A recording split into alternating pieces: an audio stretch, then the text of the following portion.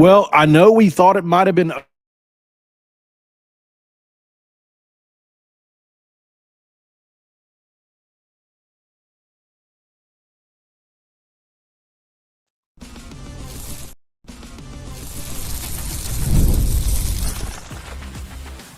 You are Locked On West Virginia, your daily podcast on the West Virginia Mountaineers, part of the Locked On Podcast Network, your team every day. What is up, guys? Welcome back in. My name is Mountaineer Paul. This is Locked On West Virginia from the Cornhusker state of Nebraska. And it seems like my connection not doing so well, is it? Hopefully it stays stable, but if not, I'll come right back on. I hate it when something like this happens. Oh, a big light just flashed in my face. But anyways, so all kinds of issues going on here. This episode's obviously going to be brought to you by none other than Monarch Money, guys. And when we talk about Monarch Money, we know they'll do it pretty big because you control your finances and you're going to use the little code Locked On College for 50% off your first year. Okay, thanks for making Locked On West Virginia your first podcast network. We talk about your team every single day.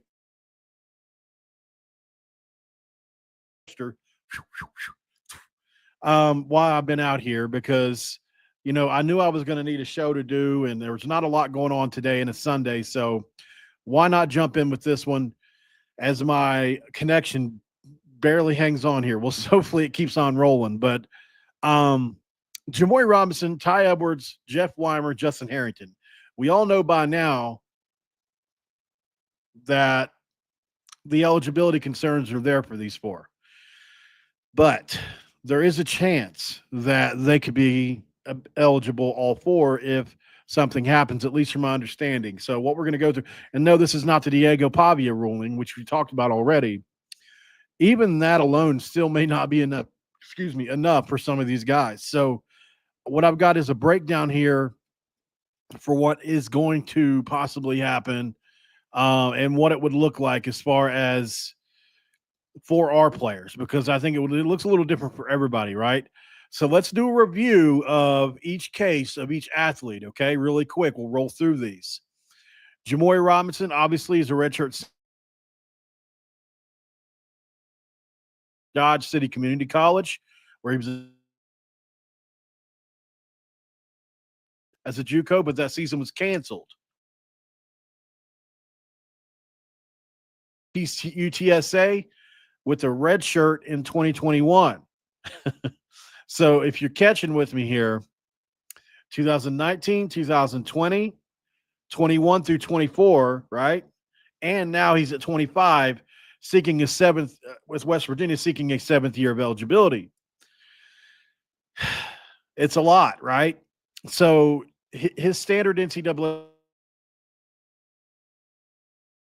years was exhausted in 2024, technically, as his clock started in 2019 as a JUCO. He is relying on the Pavia ruling as a temporary waiver for 25-26, which allows JUCO athletes who exhausted eligibility in 24-25 to play an extra year if they have time left on their 5-year clock and meet academic standards, right?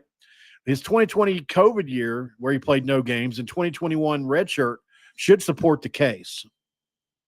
But the NCAA's appeal of Pavia and initial waiver denials create a lot of uncertainty here.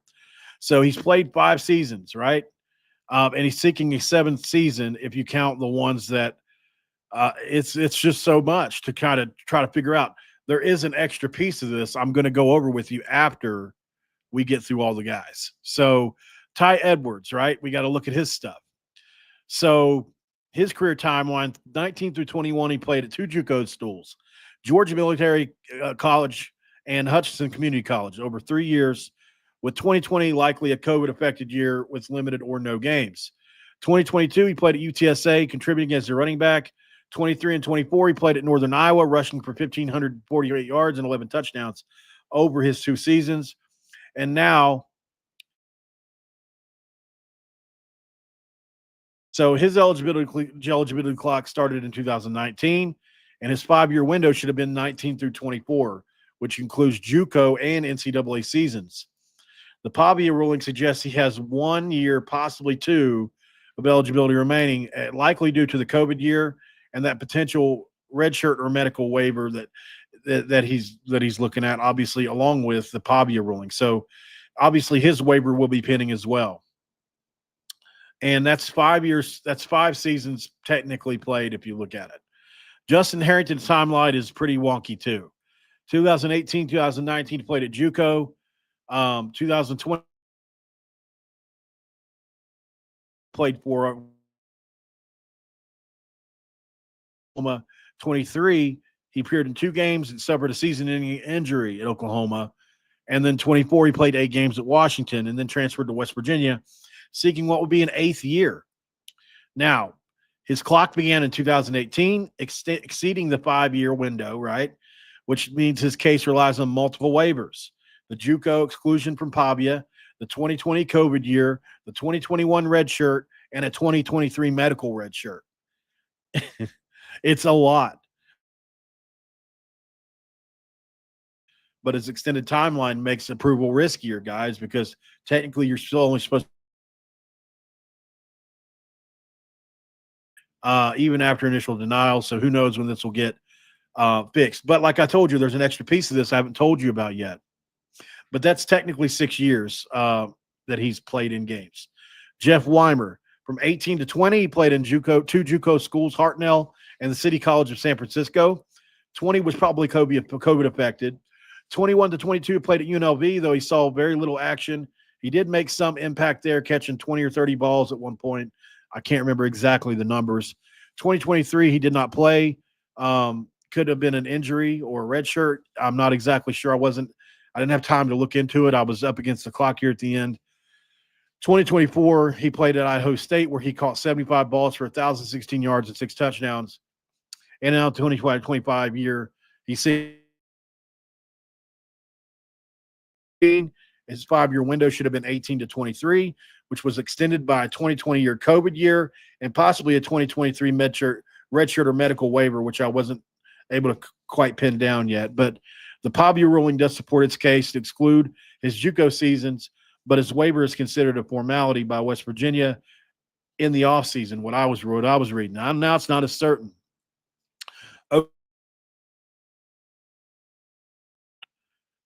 A new thing has come into play, right? That we're kind of hoping fixes this situation for a lot of people. And let's talk about it next, guys. I think there's one big thing left that could save our guys.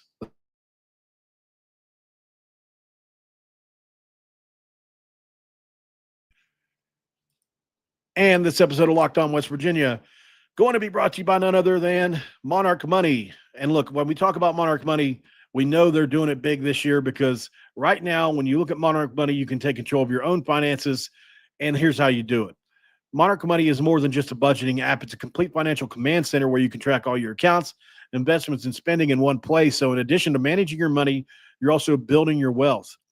Take control of your finances today with Monarch Money and use code LOCKEDONCollege at monarchmoney.com for 50% off your first year. That's monarchmoney.com, code LOCKEDONCollege for half off your first year.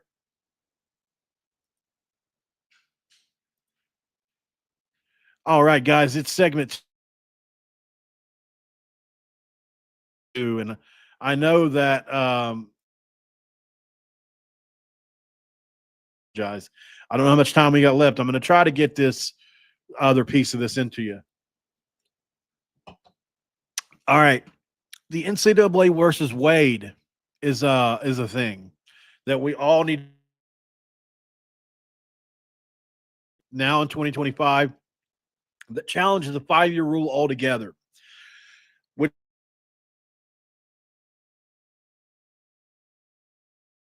4 seasons, right? The plaintiff, who was Wade, a Power 5 athlete, argued that his JUCO time shouldn't count as it limited his NCAA opportunities, particularly for NIL earnings. The court's preliminary injunction in 2025 barred the NCAA from enforcing the rule against Wade, citing antitrust violations, and set a precedent to exclude JUCO seasons entirely. This differs from the Pavia case, guys, because Pavia, what it did basically was it secured the 25-26 waiver for athletes exhausting eligibility in 24 and 25. Wade's case seeks a broader, more permanent change, if you will, which is going to definitely impact West Virginia players. Definitely. If it succeeds, this would be a normal, right? Basically, what it would do was it would exclude the 2019 and 20 seasons for Jimmori Robinson, and his clock would reset to 2021, right? His four NCAA seasons would be from 21 to 25 at that point, and also he had the 2021 red shirt. So he could possibly have 2 years remaining if this happens. I doubt that's going to be the case because he really needs to get on the NFL, in my opinion. He's ready. He just needs one more big push of a year, and I think Jimmori Robinson is NFL ready. He was really NFL ready last year, but I think the bag probably outweighed the grade they had on him, which should have been like a third, fourth, somewhere in there. I think he can push himself up this year with a big time year in the Big 12. So, and look, if he wants to play 2 more years, hey, listen, we ain't going to be mad about it now. We might gripe about it later when it happens to us, but not when it's happening for us. It's not the same thing. All right, so Tye Edwards, he would exclude his 19 to 21 JUCO seasons, which would start his clock in 2022 at UTSA, ironically, which is where Jimmori Robinson played. His 3 seasons would be UTSA 2022 and Northern Iowa 23 and 24, which would leave one full season for 2025. And also there's that COVID year. There's a red shirt potentially extending in between. Like there's a lot here that could go on. From what I've, but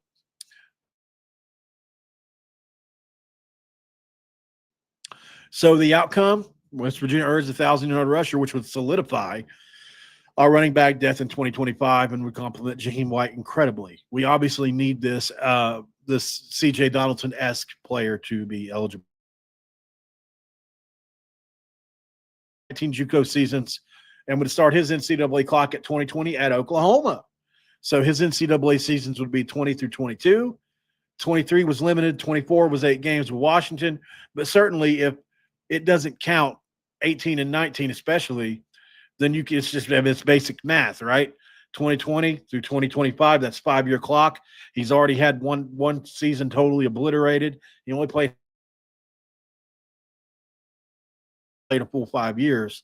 So that would include a COVID year, a redshirt year, a medical redshirt year. That's bad. He could possibly push into a 9th year. I get it. It doesn't look great. But at the same time, I don't wish anything against these kids, and I want them to be, or these are grown men now, but these guys, I mean, obviously I want them to be able to play. I think there are extenuating circumstances. When a guy's had a COVID year, a medical redshirt year, and they're getting rid of JUCO, it's going to happen just like it would for the COVID waivers for a while there, where we've got, oh my God, this guy seems like he's been around forever. Well, it's just good to imagine that again, but times 1 extra year basically or more with some guys. Some guys play 3 years JUCO. Jeff Weimer would have his 18 to 20 years, not 2018 to 2020 years, restarted because obviously that was when he was in JUCO, and his clock would start at UNLV in 2021. His 3 seasons at UNLV, 2021 through 22, and his 24 Idaho State year, because he didn't play in 2023. Remember, we talked about that. Or that 2023 redshirt year extending him to possibly 2026 and 8th year for him as well, which means Wade's ruling would confirm his 2025 eligibility for sure and would possibly make him a formality as well. And then you add a 1,000-yard receiver to the room who I really like. I really like him a lot. So if Wade succeeds, West Virginia could field all 4 players in 2025, creating a more veteran-heavy roster, if you will, under Rich Rodriguez.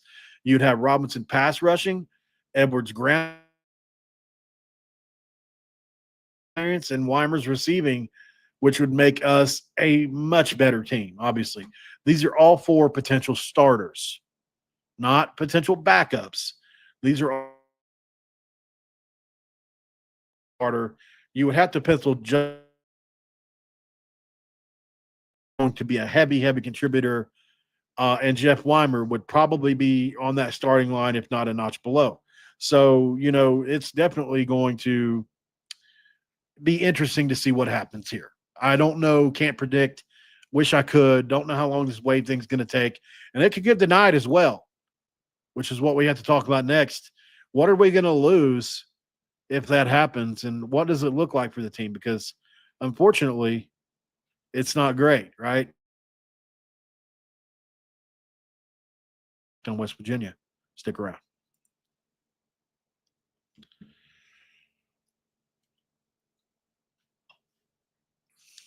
All right, guys, we are in segment 3, and I wanted to tell you guys this. Thank you for pushing us over 5,000 subs. That was really cool. Happened while I was in Provo. Had a great time in Provo. Really enjoyed myself. There was a lot to do there. More than you would think. Obviously, most college towns have a lot to do, but they've got a lot of things that, I think contrary to popular belief, people wouldn't believe. Actually, they've got great nightlife. They've got some drinking.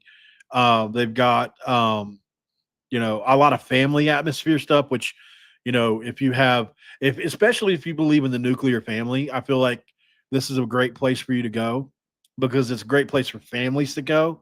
So if you've got youngins or you've got teenagers or anything like that, man, Provo is a great spot for you guys. Really, really great spot. And it's not just people that have families. Don't get me wrong. I'm not saying that. There's plenty of stuff for, like you saw Drake Toll. If you saw him, like he's 24 years old, whatever, and went out and had a great time. He had a great time. So Sam's starting to call me Provo Paul. So unfortunate, but that's okay. We're okay with it. We had fun at the Quilt Museum. That's right. Are we having connection issues still, guys? Somebody let me know.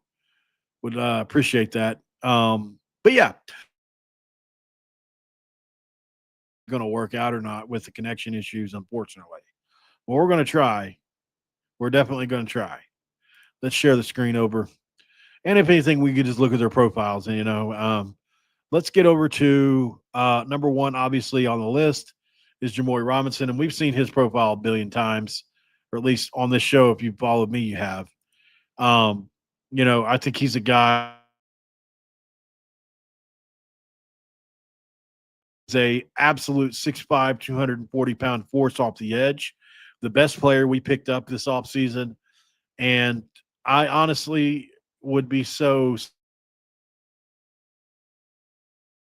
that this is West Virginia, guys. And unfortunately,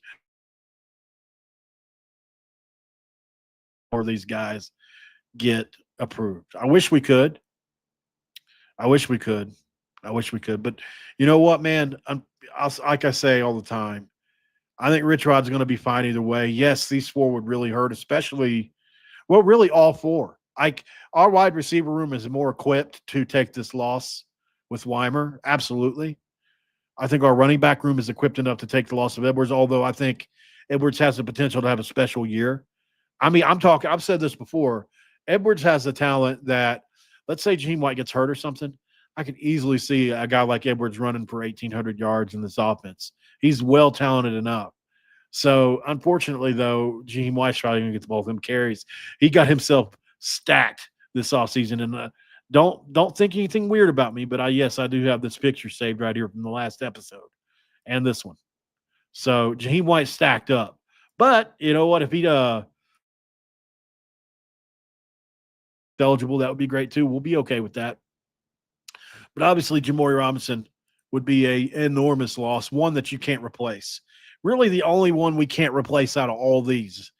And I'll be honest. Number 2, I'm going to say 100% healthy. He's the second most talented guy on the list, right? And I don't know, if he's 100% back from the knee. I don't know what that looks like for him, as far. This dude is an absolute dog when it comes to locking cats up. I mean, he is some kind. But you look at some of the, I think it might be here. Yeah. So here's some of the Oklahoma stuff. I don't know how well it'll play, but I love watching these clips from him and let me know if you guys can see this because obviously I can't read your comments right now, but I'll just play a minute or two of it. But yeah, I mean, obviously this is him up top. I love the kid. I think he's long, he's lanky. I think he's perfect. I don't think we'll play him at corner. I don't know for sure. I think they've got him at that kind of that where he can play a little bit of both kind of role. But like if he's 100% back, man, I'll love this kid's talent. So we'll have to see what happens. But these are Oklahoma receivers he's locking up, right? So you have to love everything he brings to the table as far as that goes. And also he knows what a Venables defense looks like, right? He knows what a Zach Alley defense might look like to an didn't really I don't know if they crossed paths or not. It's close, but I don't think they did. But yeah, so obviously this is one that we need to happen. I think it's replaceable, but I don't want to have to replace it. Obviously. This is obviously one. And then we can also get into Jeff Weimer as well if you want to, because time edition that we were lucky to get. So Jeff Weimer, baby. Let's get over to him. And he, most of his highlights are kind of gone. I don't know exactly why they got deleted. But I definitely like his stuff as well. And, he had big time years at like UNLV, done well for himself. I'll be curious to see, but obviously this Idaho State year he just had was a big, big year, 75 catches. He's definitely going to be a piece that I think West Virginia is going to want to have on the field. So we'll see. I'm definitely, I don't want to say, I'm cautiously optimistic, that this Wade thing, because I mean, how many times have we seen these kids, win these lawsuits? It happens over and over and over again a lot. So I'm definitely in the camp of hopefully it happens before the year begins. I mean, you would assume it has to, but with the NCAA, you can never be too sure. Thanks for watching, guys. Hopefully that answers some questions for you. Obviously, there's the Pavia rule, there's medical red shirts, there's COVID seasons, and now guys can kind of shed a year, basically, like lop it off, right? Oh no, that year doesn't count because of name X, Y, or Z thing. Is it a COVID year in 2020? Is it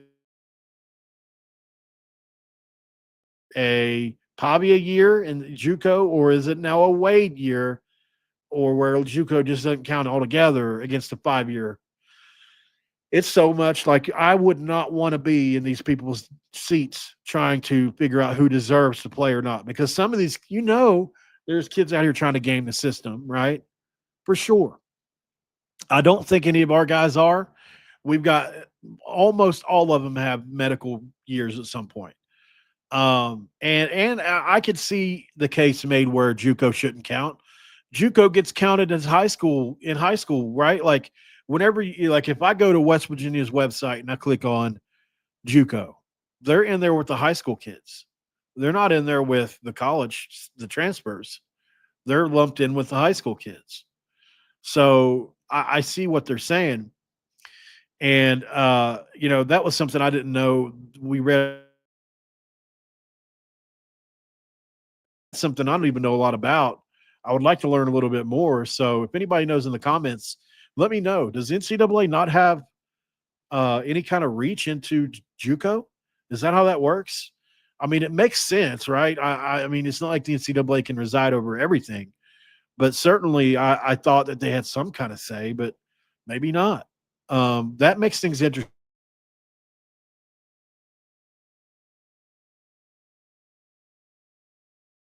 If it's not over top of it, or however you want to put it, if it's, there's a lot going on with that I don't know the answers to, but as the connection continues to try to fail, I better get out here while we're ahead. thank you guys for joining in on this one. It's going to be interesting. We'll see what happens. I'm in Nebraska. We'll be heading back towards home tomorrow. I don't even know what state I'll be in tomorrow. I'll let you know when we get there. And then I will finally be home the day after tomorrow. It's been a really cool 10-day excursion, way out of my comfort zone, but I've enjoyed it.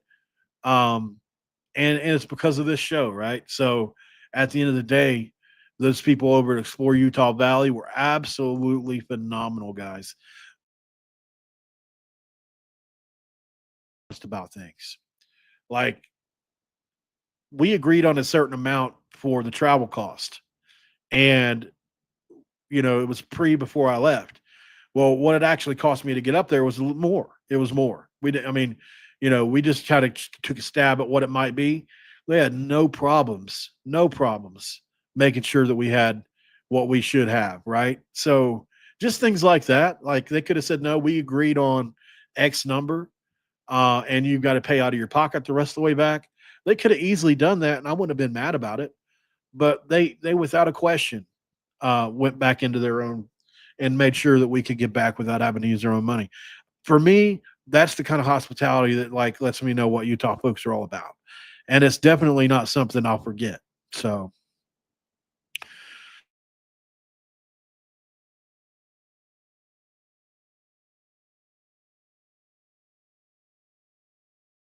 maybe the connection's going anyway. So like I said, better get out where we're headed, and I'll see you guys on the next one. I'll call you guys tomorrow from this very computer